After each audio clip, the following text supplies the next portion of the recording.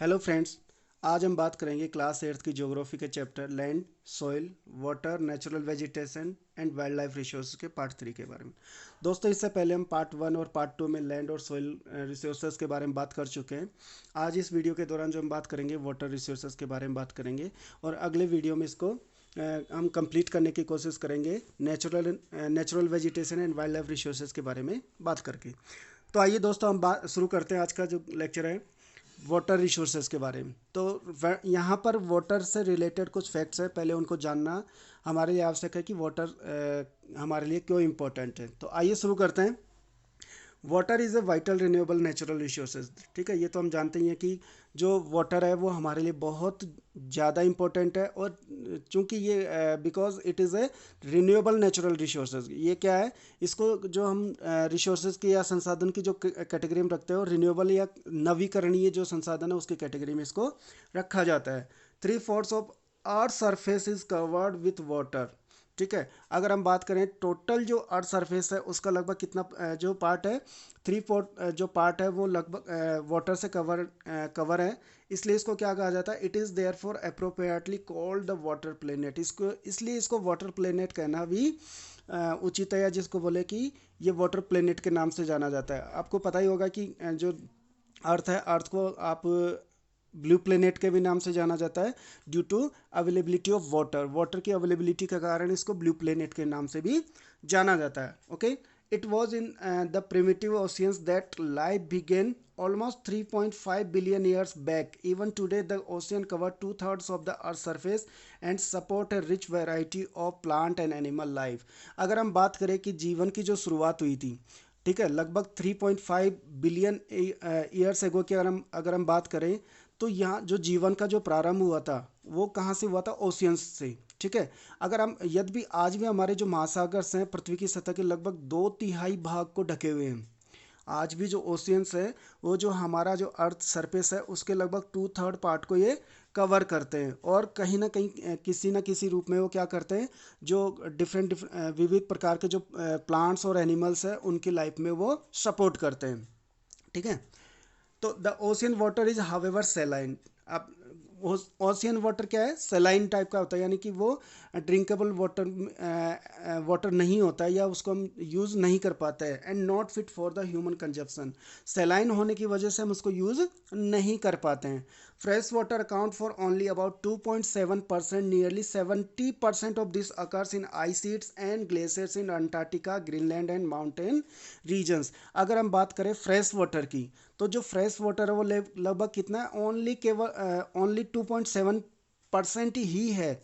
और इसका लगभग 70% जो भाग है वो आइस शीट्स में, और अगर हम बात करें ग्लेशियर्स जो है हिमानियों के रूप में, अंटार्कटिका, ग्रीनलैंड और माउंटेनियस जो रीजन है उनमें मिलता है। ठीक है, माउंटेन रीजन्स जो है उनमें मिलता है। जो क्या होता है, due to their location they are inaccessible. इन लोकेशंस की वजह से, क्यों, क्योंकि यहाँ पर ये कहाँ पर है अधिकतर, या तो अंटार्कटिका में या ग्रीनलैंड में, माउंटेन जो रीजन है वहाँ पर है। तो यहाँ तक जो ह्यूमन बींग की जो एक्सेसिबिलिटी है वो कम है, यानी कि इसकी जो लोकेशन है वो इनएक्सेसिबल है। इस कारण हम क्या है, only 1% of fresh water is available and fit for human use. इसकी वजह से क्या है, ओनली 1% जो वाटर है वो हमारे पास क्या है, as a fresh water available है, और ह्यूमन जो बींग है उसके लिए, उसको मतलब उसके लिए यूजेबल है। Okay, it is found as, अब ये जो फ्रेश वाटर है कहाँ मिलता है, ये देखिए, it is found as ground water, as surface water and in rivers and lakes and as water vapour in the atmosphere. अब ये जो मिलता है, हमें कहाँ मिलता है, या तो ग्राउंड वाटर के रूप में मिलेगा जो या फिर हमें मिलेगा सरफेस वाटर, जो कहाँ मिलता है, मेनली रिवर्स में और लेक्स में। और इसके अलावा जो एटमॉस्फेयर है, जो वायुमंडल है, उसमें हमारे जो वेपर के रूप में ही हमें मिलता है। ठीक है, अब बात करते हैं वाटर साइकिल के बारे में। वाटर साइकिल आपने जो है वो 7th क्लास में भी पढ़ी थी इससे पहले, लेकिन एक बार फिर हम यहाँ पर इसको रिवाइज कर लेते हैं थोड़ा सा कि वाटर साइकिल क्या होता है। ठीक है, water can neither be added और nor subtract from the earth. ये एक फैक्ट है वाटर के बारे में कि ना तो इसको कम किया जा सकता और ना ही बढ़ाया जा सकता, यानी कि ना तो इसको घटाया जा सकता वाटर को और ना ही इसको बढ़ाया जा सकता। इसकी जो वॉल्यूम है वो रिमेन कांस्टेंट, यानी कि इसकी जो मात्रा है वो हमेशा स्थिर बनी रहती है, कांस्टेंट बनी रहती है।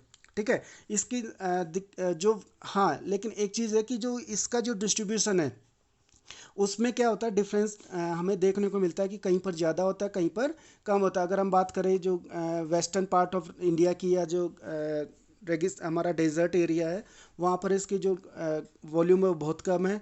जबकि जो जहाँ पर रिवर वाला जो एरिया, नॉर्दर्न प्लेन वाला एरिया, वहाँ पर इसकी वॉल्यूम अच्छी है। ठीक है।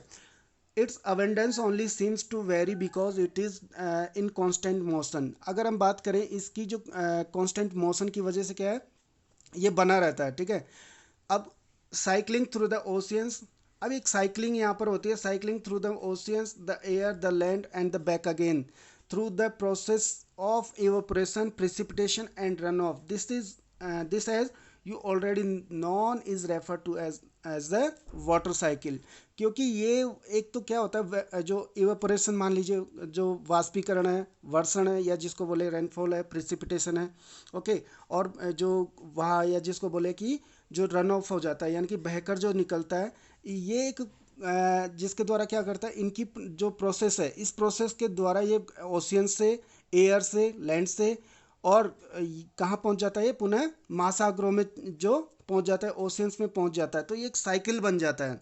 ठीक है। Due to precipitation, evaporation, run off, यानी कि जो हमारे पास जो वाटर है, सरफेस वाटर, वो इवोपरेशन में कन्वर्ट होता है। ठीक है। इवोपरेशन होता है, वेपर में कन्वर्ट होता है, और वहाँ पर इवोपरेशन की प्रोसेस होती है और वापस रेनफॉल के रूप में नीचे आता है।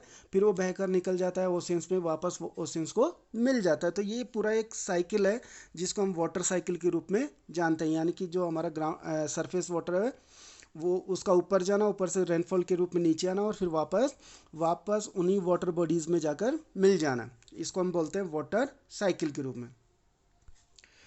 अब बात करते हैं कि वाटर के क्या क्या यूजेस है, कहाँ कहाँ ह्यूमन बीइंग उसको यूज़ कर रहा है। तो हम मेनली देखते हैं, humans use huge amount of water not only for drinking and washing but also in the process of production. आज हम देख ही रहे हैं कि जो हमारे जो ये वाटर का जो यूज़ हो रहा है, वो सिर्फ ऐसा नहीं है कि हम पीने में और कपड़े धुलने में, इनमें यूज़ कर रहे हैं। इसके अलावा बहुत सारे जो प्रोडक्शन है, इंडस्ट्रीज़ में भी हम उसको यूज़ कर रहे हैं। ठीक है। वाटर फॉर एग्रीकल्चर, इसके अलावा हम एग्रीकल्चर में भी यूज़ कर रहे हैं उसको, इंडस्ट्रीज़ में भी यूज़ कर रहे हैं, और generating electricity through reservoirs of dams are the other uses. अगर हम बात करें तो वाटर के अदर जो यूजेस है ड्रिंक और वॉशिंग के अलावा, वो है एग्रीकल्चर में हम उसको यूज़ कर रहे हैं, इंडस्ट्रीज़ में यूज़ कर रहे हैं, इलेक्ट्रिसिटी जनरेट में करने में यूज़ कर रहे हैं। और जो किसके थ्रू जनरेट की जा रही है, रेजरवायर्स ऑफ डैम्स होते हैं, जो जल स्रोत होते हैं, जो जलाशय होते हैं बांधों के, उनके थ्रू ये यूज़ की जा रही है। तो ये थे आपके यूजेस ऑफ वाटर की, हम कहाँ कहाँ यूज़ कर रहे हैं। हम बात करते हैं शॉर्टेज ऑफ वाटर की। ठीक है।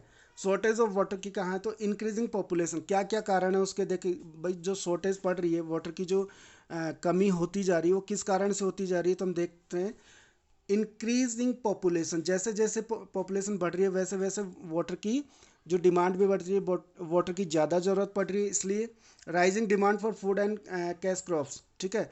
अब जैसे जैसे आपको पिछले वीडियो में भी हमने इसके बारे में जो बात की थी, कि जैसे जैसे पॉपुलेशन बढ़ती है तो प्रोडक्शन, या जिसको बात करें कि हमें जो फूड ग्रेन्स हैं या जो कैश क्रॉप्स हैं, ठीक है, उनकी डिमांड भी बढ़ती जाती है, उनके प्रोडक्शन को इंक्रीज़ करने की जो डिमांड है वो बढ़ती चली जाती है। इसलिए यहाँ पर वो, अब इन चीज़ों में वाटर की जो वाटर का कंजप्शन भी ज़्यादा होगा। इसके अलावा इंक्रीजिंग अर्बनाइजेशन, ठीक है, शहरीकरण जैसे जैसे बढ़ रहा है, अर्बनाइजेशन जैसे जैसे हो रहा है वाटर की, वहाँ भी डिमांड बढ़ रही है। And rising standards of living are the major factors leading to shortages in supply of fresh water either due to drying up of water sources or water pollution. ठीक है। अगर हम बात करें कि जो हमारे जो जल स्रोत हैं, जो वाटर सोर्सेज है, वो सूख रहे हैं उनकी वजह से भी, और पोल्यूट हो रहे हैं उसकी वजह से भी हो रहे हैं। इनके अलावा जो हमने और जो फैक्टर्स देखे थे, चाहे वो आपके crops, sorry, demand for the rising of the demands for food and cash crops, increasing urbanisation and rising standard of living, ये सारे फैक्टर्स हैं जो कहीं ना कहीं वाटर की शॉर्टेज के लिए रेस्पॉन्सिबल हैं। अब हम बात करते हैं प्रॉब्लम्स ऑफ वाटर अवेलेबिलिटी की। वाटर अवेलेबिलिटी के लिए क्या प्रॉब्लम्स है, कैसी जो वर्ल्ड इसको फेस कर रहा है, वर्ल्ड में कहाँ कहाँ ये प्रॉब्लम्स देखने को मिल सकती है। There is scarcity of water in many regions of the world. केवल भारत नहीं कि ऐसा नहीं कर सकते कि ओनली इंडिया में ये प्रॉब्लम्स है, और भी वर्ल्ड के ऐसे रीजन्स है जहाँ पर ये प्रॉब्लम्स हमें देखने को मिल सकती है। लाइक मोस्ट ऑफ अफ्रीका की बात करें, वेस्ट एशिया की बात करें, South Asia, part of the western USA, north west Mexico, part of South America and entire Australia are facing the shortage in fresh water supply. तो ये पूरा world के कई रीजन है, बहुत सारे ऐसे रीजन है जहाँ पर हमें जो वाटर शॉर्टेज या नेचुरल जो वाटर है, फ्रेश वाटर है, उसकी सप्लाई में शॉर्टेज हमें देखने को मिल रही है। Countries located in climatic zone most susceptible to droughts face great problems of the water. जो ऐसे जो जलवायु ऐसे जलवायु प्रदेशों में स्थित है जहाँ अक्सर सूखा पड़ता है, उनमें भी क्या होता है, वाटर स्कैरसिटी की अधिक समस्या बनी रहती है या जो प्रॉब्लम बनी रहती है।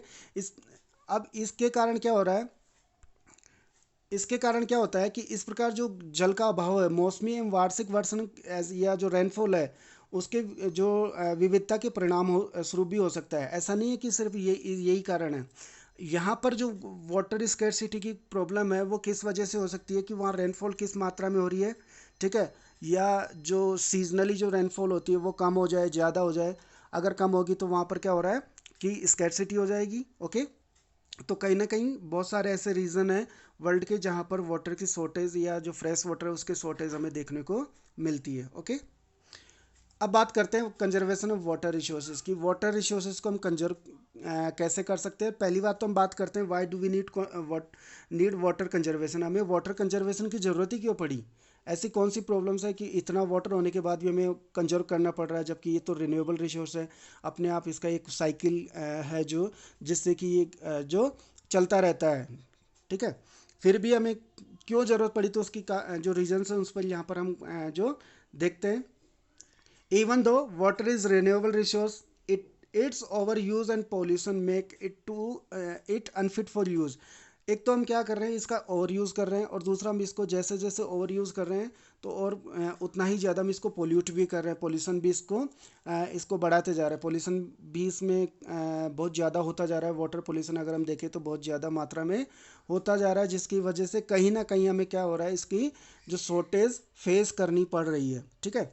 अब और दूसरा जो रीज़न है वो क्या है, discharge of untreated of partially treated स्वेग्स, ठीक है। जो इंडस्ट्रीज से जो स्वेग्स जो निकल रहे हैं, जो कचरा निकलता है, जिसकी बात करें, जो खराब पदार्थ जो निकलते हैं, ठीक है, उनको क्या करते हैं, बिना शोधन के, बिना ट्रीट किए उनको क्या कर देते हैं, हम लोग वाटर में ड्रॉप मतलब छोड़ देते हैं, वाटर में उसको मिला देते हैं, जिससे कि वहाँ जो रिवर्स वगैरह है उनका वाटर वहाँ पर पोल्यूट हो रहा है।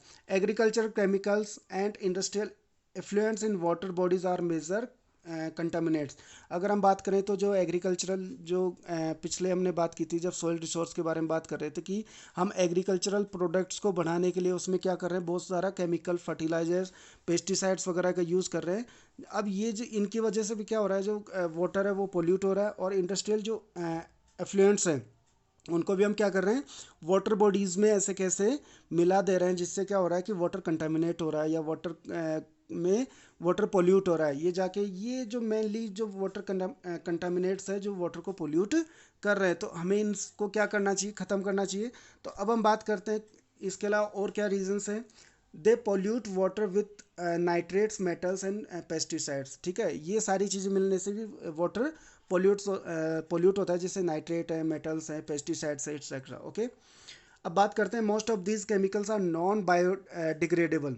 अब इनमें जो अधिकतर जो केमिकल्स होते हैं वो क्या होता है, नॉन बायोडिग्रेडेबल होते हैं, यानी कि वो एक तरीके से वाटर के लिए, एनवायरनमेंट के लिए बहुत हानिकारक होते हैं। Okay, and rich human bodies through water. जिस एक तो ये क्या है, बायोडिग्रेडेबल नहीं होती, यानी कि जो ख़त्म नहीं होते हैं, इसकी वजह से वाटर के थ्रू ये ह्यूमन बॉडीज़ में भी पहुंच जाते हैं, जिससे कि ह्यूमन जो बॉडी है उसमें बहुत सारी डिजीज़ यहाँ पर इन जो पोल्यूट वाटर है उसकी वजह से हो जाती हैं। ओके, अब इसको कंजर्व कैसे कर सकते हैं, इसको ख़त्म कैसे किया जा सकता है इन प्रॉब्लम्स को, तो how we can do water conservation. हम वाटर कंजर्वेशन कैसे कर सकते हैं, तो सबसे पहले हम बात करेंगे water pollution can be control by treating these effluents suitably before releasing them in water bodies. जो इंडस्ट्रीज से जो वेस्ट तेज निकल रहा है उसको हम क्या कर सकते हैं कि वाटर बॉडीज़ में रिलीज़ करने से पहले उनको ट्रीट किया जाए, उनका शोधन किया जाए, यानी कि उनमें जो केमिकल वगैरह है उनको ख़त्म किया जाए, हटाया जाए, ताकि वो थोड़ा सा उसका जो इफ़ेक्ट है, यानी कि वो जो वाटर को जो पोल्यूट कर रहे हैं उसकी जो रेट है वो कम हो जाए। ठीक है, उसके अलावा forest and other vegetations cover slow the surface run off and replenishes underground water. ठीक है, तो अब यहाँ पर हम क्या कर सकते हैं कि जो फॉरेस्ट है या वेजिटेशन जो है उसको भी हम ग्रो कर सकते हैं, जिससे कि क्या हो कि वाटर को रिप्लेनिश किया जा सके और रिप्लेनिश किया जा सके, और इसके अलावा जो है कि जो वाटर जो बह के जा रहा है वो भी रोका जा सके, जो सरफेस वाटर है जो रन ऑफ हो रहा है उसको रोका जा सके और वाटर को रिप्लेनिश किया जा सके। अगर वाटर रुक जाएगा एक जगह तो वो क्या होगा, जो अंडरग्राउंड वाटर है वो वापस रिप्लेनिश हो जाएगा। ठीक है, water harvesting is another method to save surface run off. ठीक है, वाटर हार्वेस्टिंग भी कर सकते हैं। अगर आप वेस्टर्न राजस्थान में अगर आप देखोगे जो हार्वेस्टिंग सिस्टम की बहुत बड़े बड़े टैंक्स वगैरह बना दिए जाते हैं, जिससे क्या होता है कि जो वाटर है जो रेनफॉल जब होती है तो वाटर जो फ्लो के आता है या जो रन ऑफ होके आता है वो वहाँ पर इकट्ठा हो जाता है, जिसको वो बाद में यूज़ कर सकते हैं। The canals used for irrigating fields should be properly leaned to minimize losses by water seepage। ठीक है, जो कैनाल्स वगैरह है वहाँ से जो रिसाव हो रहा है या उसको भी जो हम क्या कर सकते हैं, कम कर सकते हैं, जहाँ पर इरिगेशन वगैरह में काम आता है उसको हम प्रॉपरली मिनिमाइज कर सकते हैं कि जो वाटर का जो सीपेज हो रहा है उसको रोका जा सके। इसके अलावा हम क्या कर सकते हैं कि जो इरिगेशन सिस्टम है उसमें स्प्रिंकलर्स का यूज़ कर सकते हैं, यानी कि जो फंवारा सिस्टम होता है उसको यूज़ कर सकते हैं। Sprinklers effectively irrigate the area by checking water losses through seepage and evaporation। ठीक है, अब अगर हम बात करें कि जहाँ अगर हम स्प्रिंकलर्स का यूज़ कर सकते हैं, हम बहुत सारा वाटर को बचा सकते हैं। क्यों? क्योंकि वहाँ पर एक साथ वाटर ना जाके थोड़ा थोड़ा वाटर जो पाइप्स के थ्रू बाहर आता है। ओके, अगर हम बात करें in dry regions with the high rates of evaporation drip और trickle irrigation is very useful. अब ड्राई रीजन्स की अगर हम बात करें तो वहाँ टेम्परेचर ज़्यादा होता है, और जहाँ पर टेम्परेचर ज़्यादा होगा वाटर का एवोपरेशन भी ज़्यादा होगा, तो उसको ख़त्म करने के लिए उसकी रेट को कम करने के लिए हम क्या कर सकते हैं, वहाँ पर ड्रिप जो सिस्टम है या ड्रिप या ट्रिकल जो इरिगेशन सिस्टम है उसको हम यूज़ कर सकते हैं, यानी कि बूंद बूंद पानी वहाँ पर डाला जाए पाइप्स के थ्रू, जिससे कि वहाँ पर वाटर एवोपरेशन को रोका जा सके ज़्यादा। Okay, The valuable water resources can be therefore be conserved by adopting these means of irrigation। ठीक है, हम इन सारे जो ऊपर जो हमने बात की उन सारे मेथड से हम क्या कर सकते हैं, वाटर को कंजर्व कर सकते हैं, ताकि जो फ्यूचर में भी हम उसको यूज़ कर सकें। ठीक है, तो इस वीडियो के दौरान इतना ही था। अगर आपको कोई डाउट हो दोस्तों तो आप कमेंट बॉक्स में मुझसे पूछ सकते हैं। ठीक है, अगले वीडियो में हम बात करेंगे natural vegetation and wild life resources के बारे में। Okay, thank you.